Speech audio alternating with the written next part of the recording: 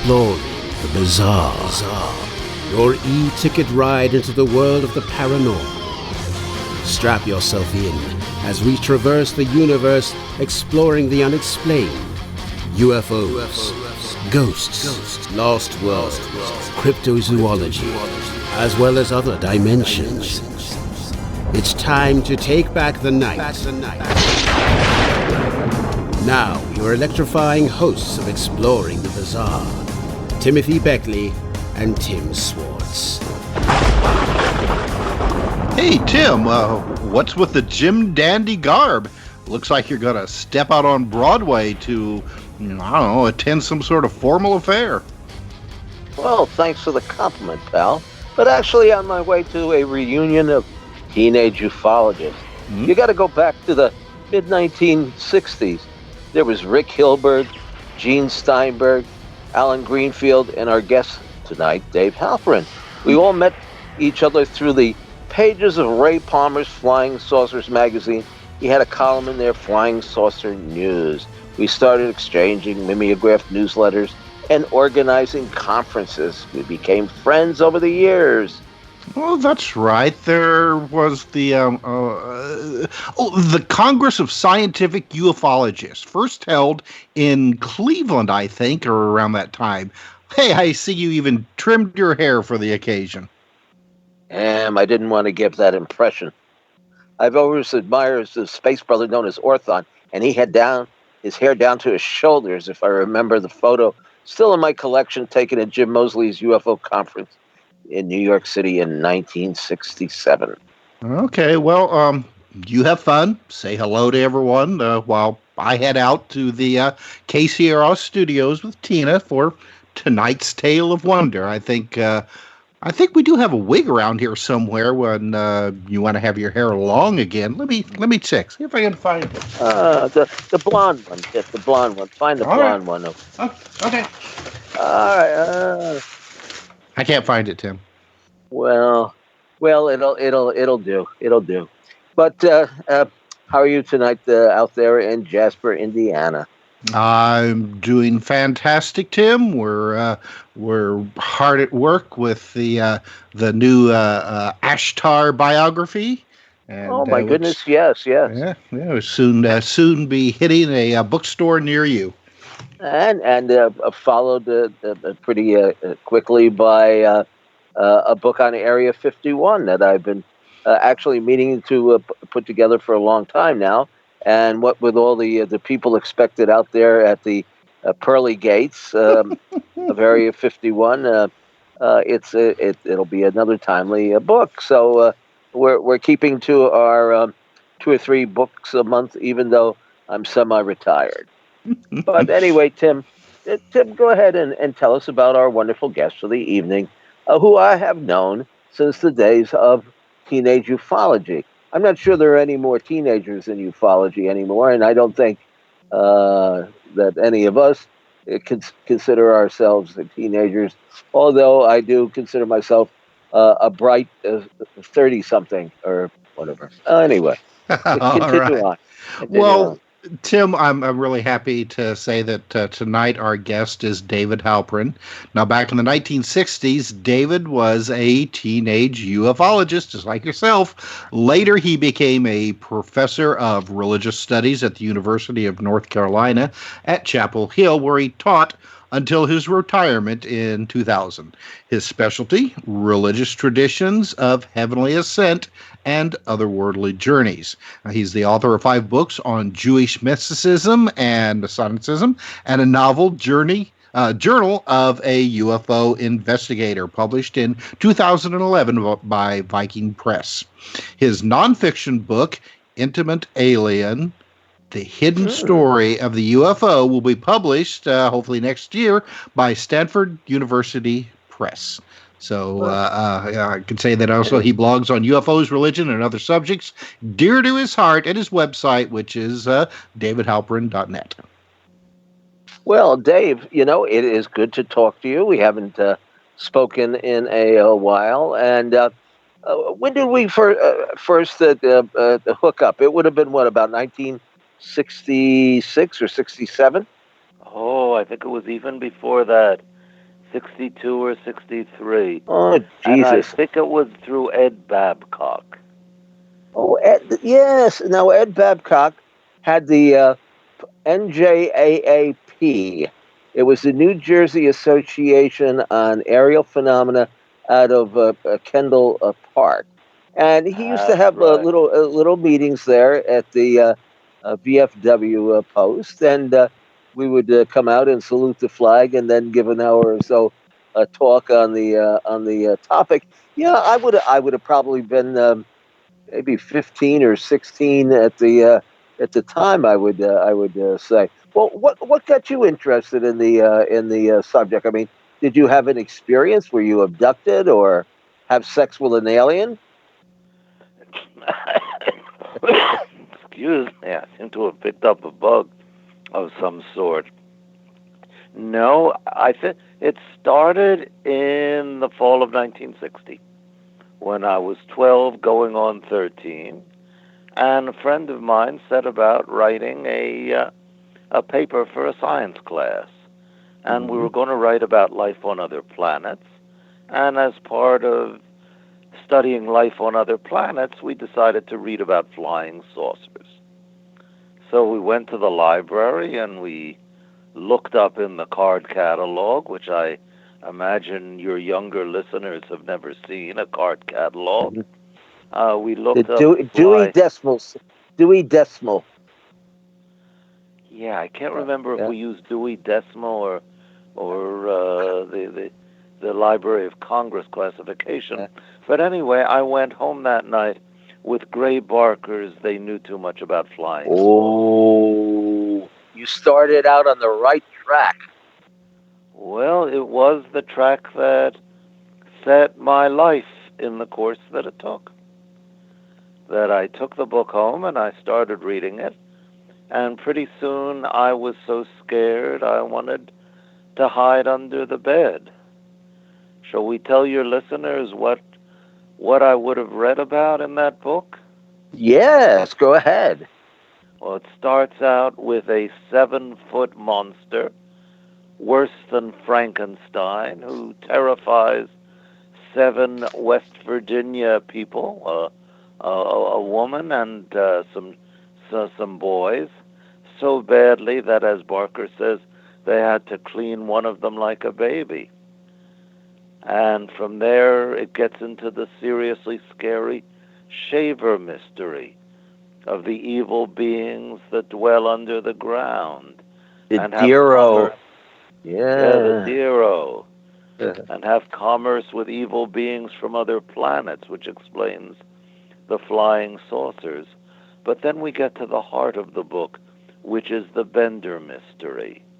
Well, then what was it that Albert K. Bender of Bridgeport, Connecticut, discovered in the fall of 1953 that brought 3 men in black knocking at his door to frighten him into silence?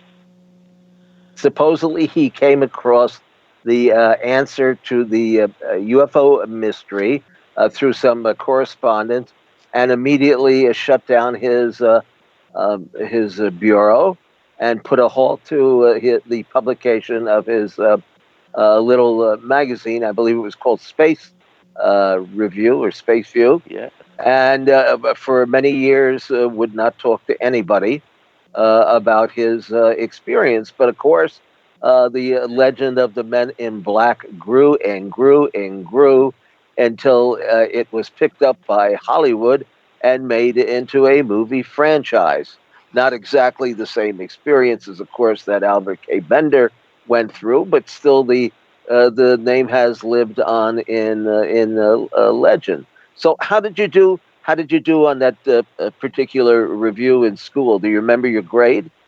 I don't think we ever wrote it. It was a paper for extra credit, I think. Yeah. Well, that happened to be the book that I picked as well. I believe it was in the 3rd or 4th grade to review, and I actually got a B minus. I think that's the only B I ever got on anything.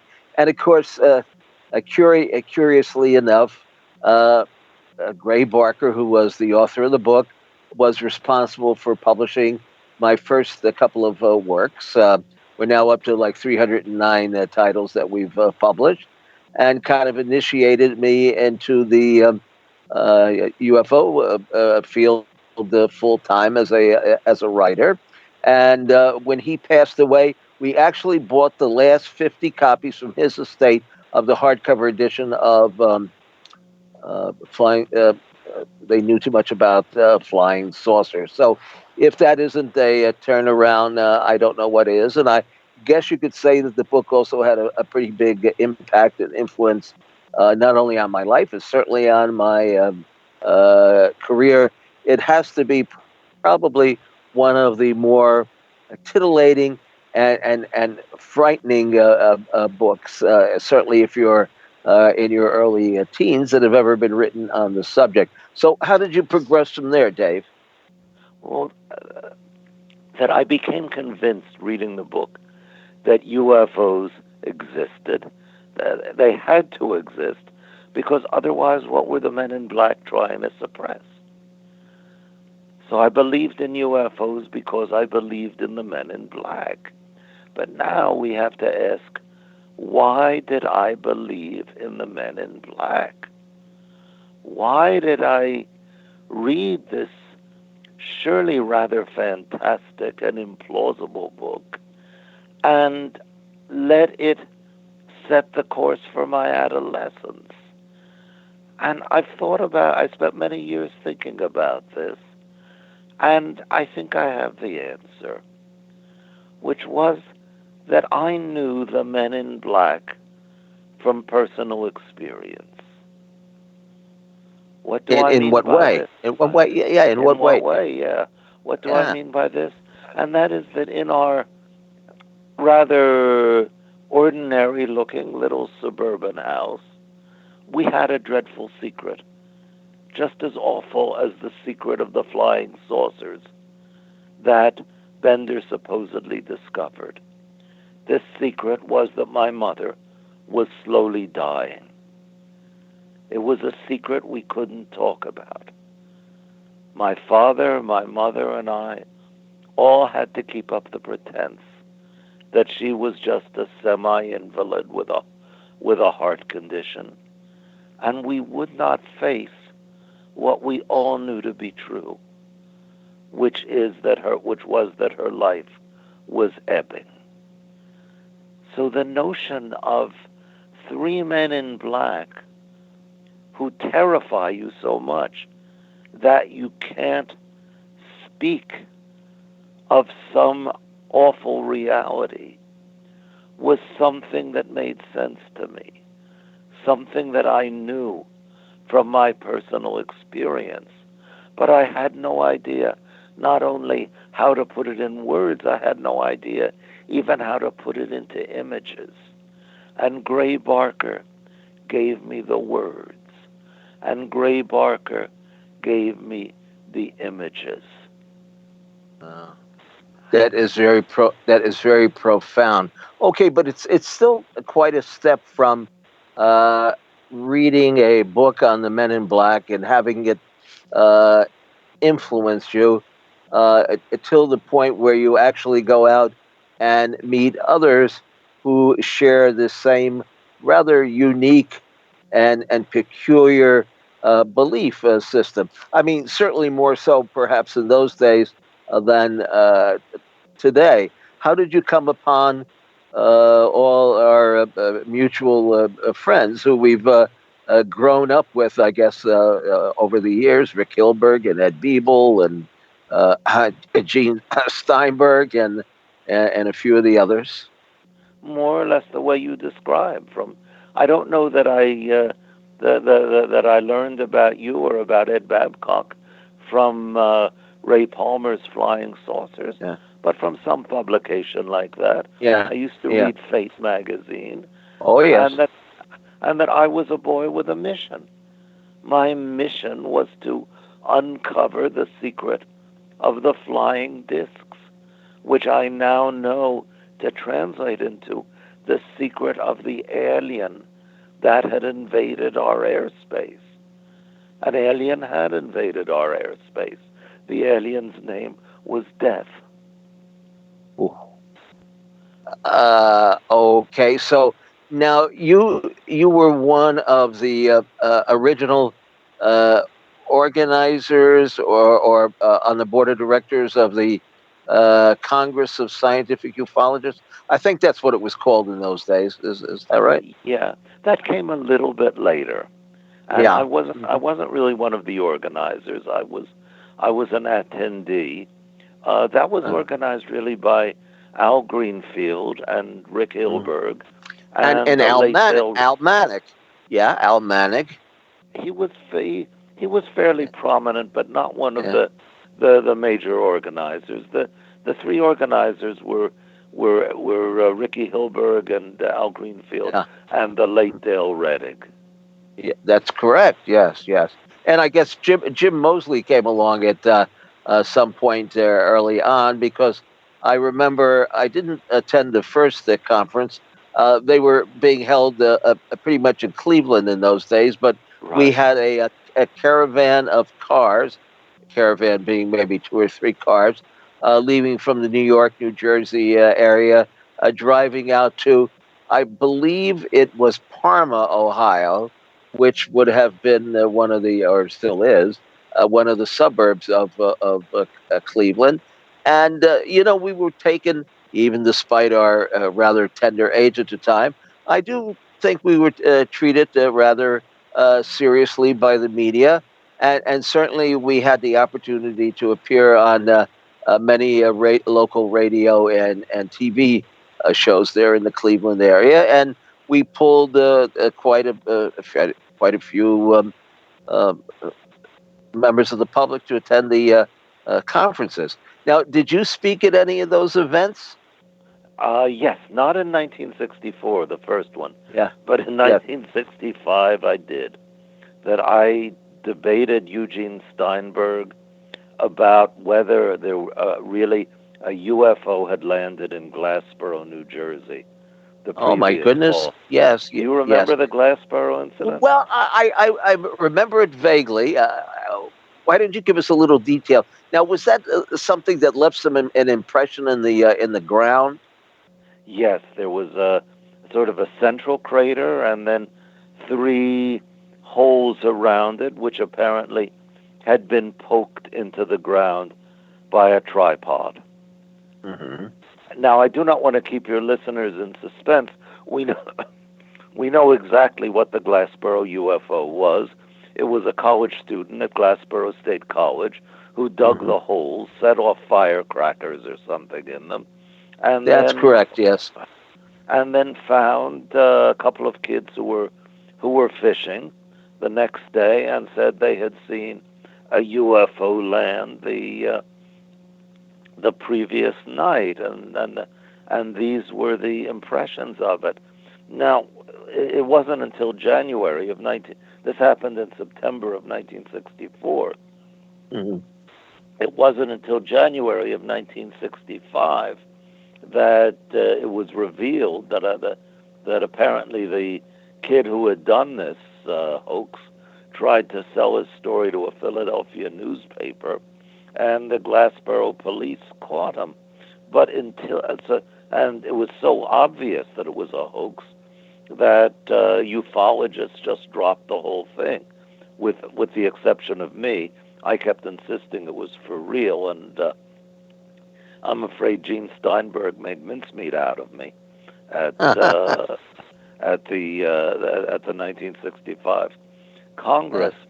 But what is really interesting, I mean, it's been so thoroughly forgotten that we lose track of what a great deal of attention it got at the time. WOR Radio had a little news report on it. Dozens of newspapers in New Jersey and Pennsylvania reported on it.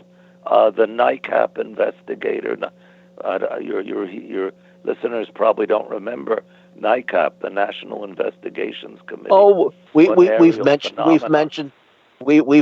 the group many times over the years, certainly. But Okay. I think one of the reasons that particular incident got so much attention over the ensuing years is that there were some legitimate incidents that did take place in New Jersey and the state of Pennsylvania. There was, of course, the Wanakee Reservoir sightings, which seemed to be a pretty solid, where this thing came down over the reservoir, was seen by the security and the local police, and I think even the mayor of the town. And then there's a lesser known flap that took place around the same time. I don't know whether it was a year after or so, over the Oradell, uh, uh, New Jersey reservoir, which is very, very difficult to find any real information on. But New Jersey at one point did get quite a few serious sightings of UFOs. And of course, Howard Menger, who was a frequent guest on the Long John show, was discussing his supposed meetings with extraterrestrials in his apple orchard behind his home there in Highbridge, New Jersey. Yeah, there's no question that my home state did get a fair amount of UFO attention.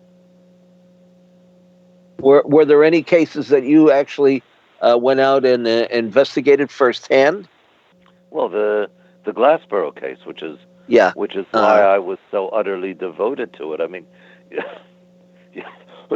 excuse me, you tend to get a proprietary attachment to these cases. I mean, it was a wonderful adventure. I was 16 years old. I took a bus to Philadelphia, and then from Philadelphia out to Glassboro, and I came with really faked credentials saying that I was a reporter for a Trenton radio station, and at age 16 just marched into the police station and was treated like a visiting dignitary. I mean, you remark on the incredible seriousness with which we were taken, and I can remember that. They actually, in a police car, they drove me out to the landing site, which something like 4,000 people had already visited. Wow. And I walked to the site in rain, which started out as a drizzle, but became a downpour. And I took photographs trying to imagine this was where an extraterrestrial vehicle had landed in search of soil samples.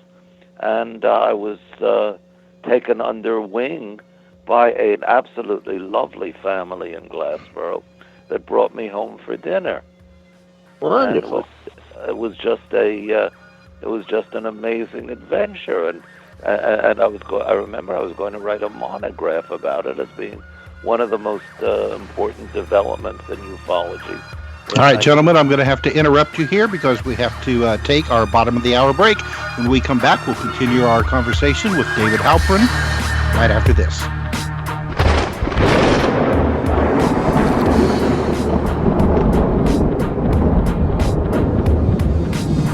Now back to exploring the bizarre with two of the most electrifying researchers in the paranormal, your hosts, Timothy Beckley and Tim Swartz.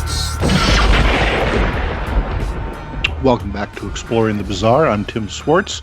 Tonight, our guest is David Halperin. And David, why don't you tell us, I know that like a lot of people who are UFO researchers, that as a teenager, you started out possibly with the idea that UFOs could be, nuts and bolts spaceships visiting us from other planets. Can you talk about how your ideas have changed and evolved over the years? Yeah, how shall we put it?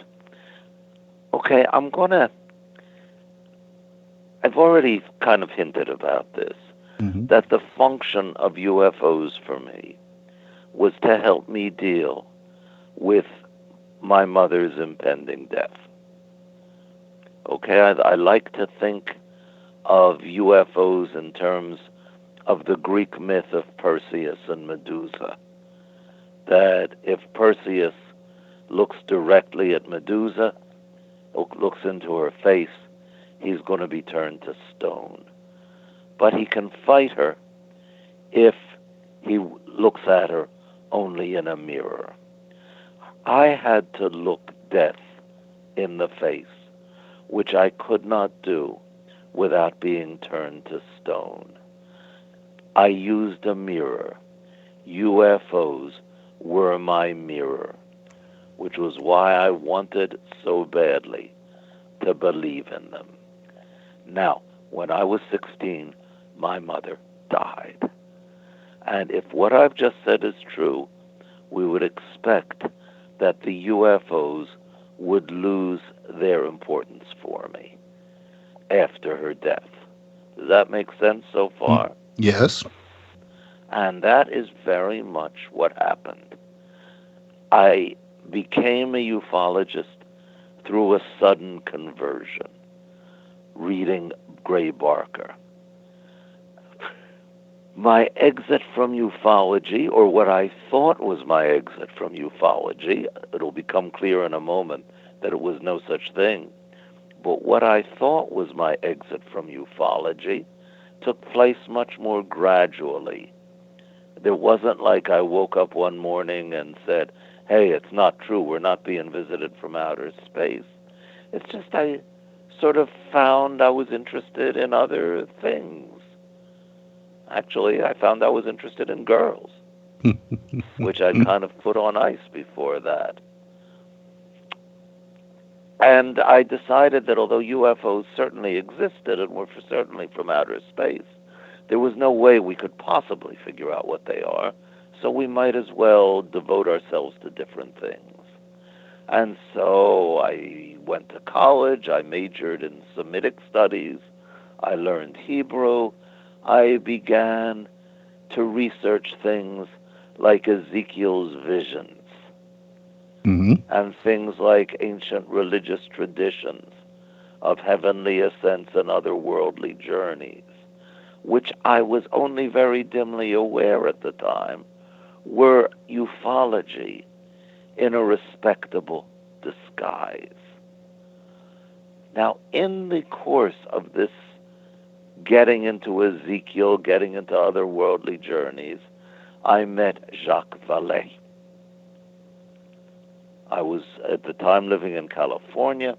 I was doing research work for a Stanford professor, and he introduced me to one of the great innovators in computer science, who was Vallée, and who had just recently published his groundbreaking Passport to Magonia, in which he had pointed out the parallels between UFOs and traditional belief, like in the fairy folk and in other worlds that intersect with our own. And he opened the door to seeing UFOs not as space visitors, but as something essentially human. And once again, I felt a certain new revelation, a sense that a doorway to something tremendously exciting had opened. I had read some years before Carl Jung's book on flying saucers, but I really didn't understand it. At age 13, I don't know how you managed to understand Carl Jung, and I didn't grasp the most essential thing about it, which is that when Jung called UFOs a modern myth, he wasn't trying to put them down.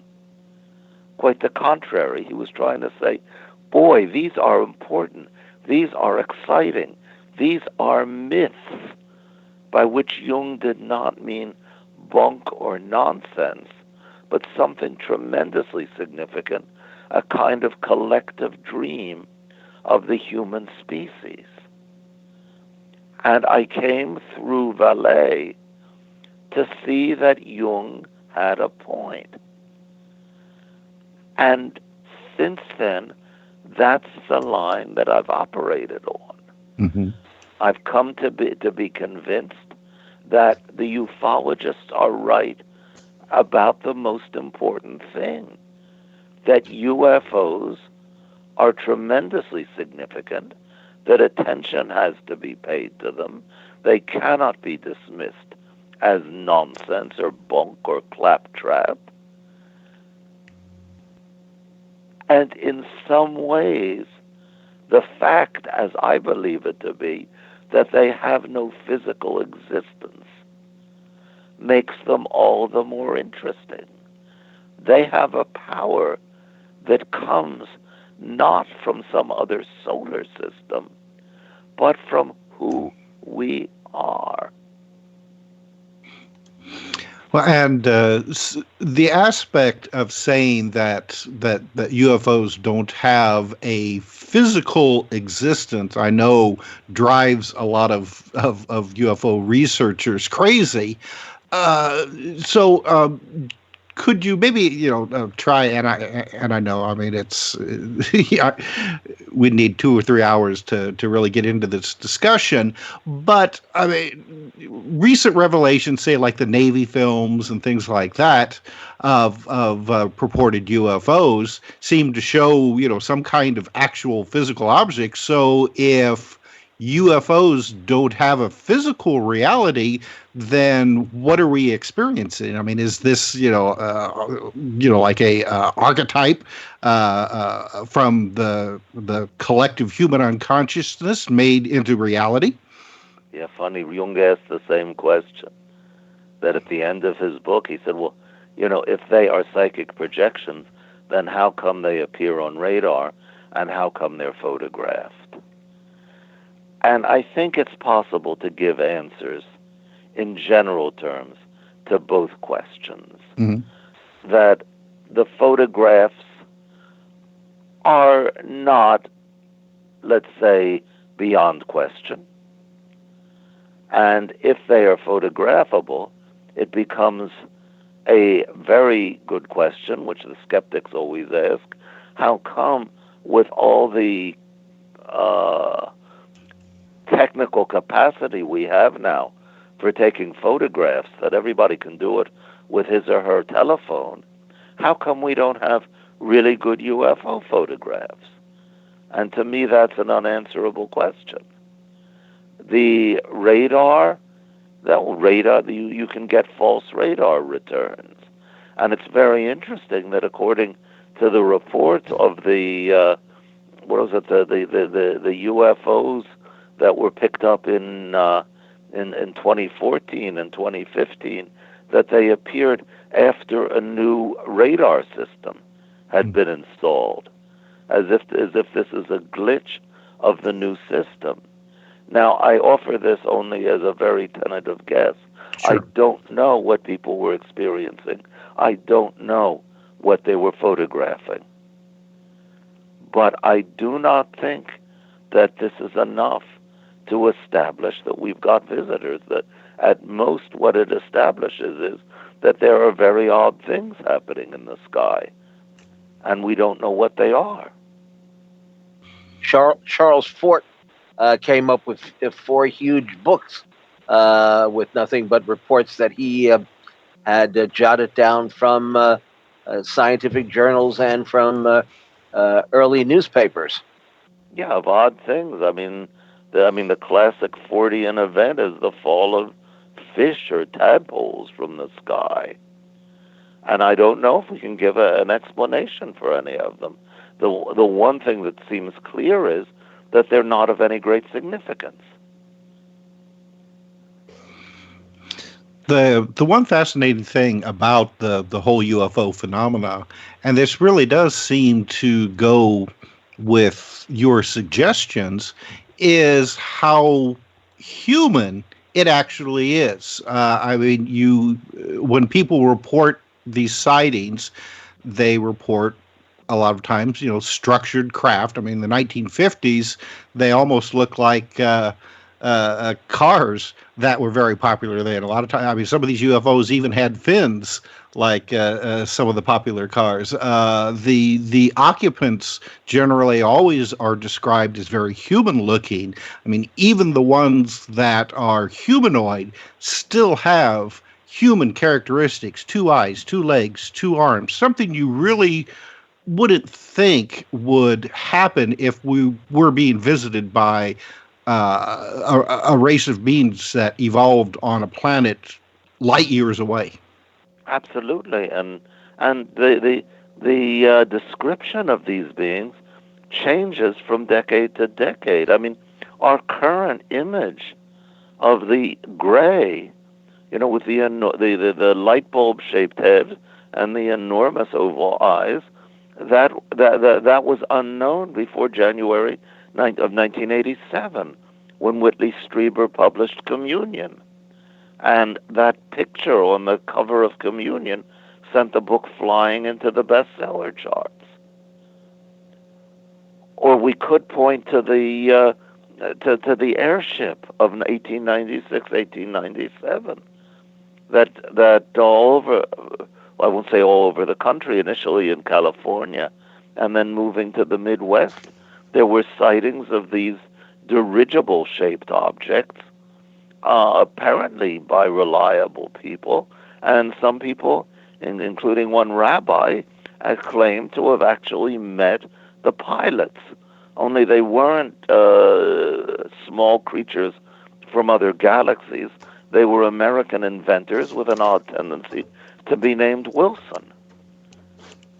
Now, it seems clear that the airship of 1896, 1897 was a reflection of the technology, or the technology that was just about to be developed at the end of the 19th century. So I think it's overwhelmingly clear that the descriptions, the forms that the UFOs take, are reflections of what's going on in human society. It used to be, centuries ago, people believed in angels and demons, and there were lots of reports of personal experiences with these types of beings. Now people don't, most people don't believe in those sort of things, though most people. Now instead they believe that there could be the possibility of extraterrestrial life, and lo and behold, that's what we're seeing. Yeah, and I would put it a little bit in almost the same way, that each generation, each culture has its own conventionalization of the unknown. And our saying they are visitors from other planets is just as much a conventionalization as saying that they're angels. I do think there is some experience that underlies all of this, an experience that people sense as being alien. And the mystery that intrigues me is precisely what that experience is and how it functions. Now, Dave, you mentioned that the rabbi was one of the witnesses in a particular case, and I know that you did study Judaism and all. Is there outside of Ezekiel anything in biblical reference in the Old Testament or any other of the Jewish religious texts that would refer to something that you think might be a UFO? Nothing quite like Ezekiel. But I'll tell you, in one of Paul's letters, he describes an experience of being snatched up. And the Greek word can mean abducted, caught up into the third heaven, and coming back with an implant. He calls it a thorn of Satan in my flesh. Now, Don't misunderstand me here. I'm not saying Paul was kidnapped by extraterrestrials. I'm saying that Paul underwent a human experience that we have to, I think, call a religious experience that is comparable to the experience that people have when they remember being abducted, when they remember coming away with implants. Also, Enoch, did he not supposedly have some sort of out-of-body experience or travel to some other place? Yeah, he describes how it's a really interesting story. He described, and he is not Enoch himself, who I think never existed. Yes. I mean, yes. Enoch in the Bible lived. He was I think the great grandfather of Noah. He lived long before the flood. But there was a Jewish literature that flourished around the 2nd century BCE, in which Enoch was like a science fiction hero, a narrator.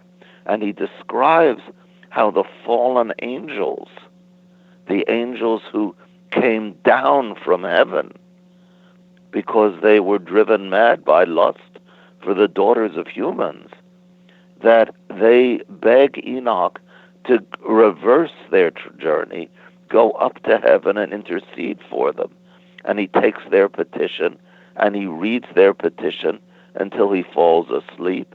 And then he says, behold, what does he say? Winds called me and lightning summoned me, and I was carried up on the wind into heaven. Now, there's no way to say that he's actually being given a ride on a spaceship, because the heaven that he experiences is not outer space as we think of it now, but heaven as the ancient Jews thought of it, as sort of like a dome over a flat earth.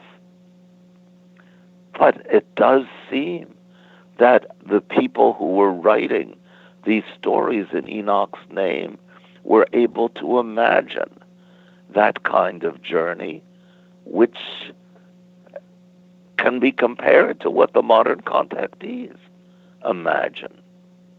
Well, now you mentioned the contactees, and that's I guess something in ufology that always fascinated me.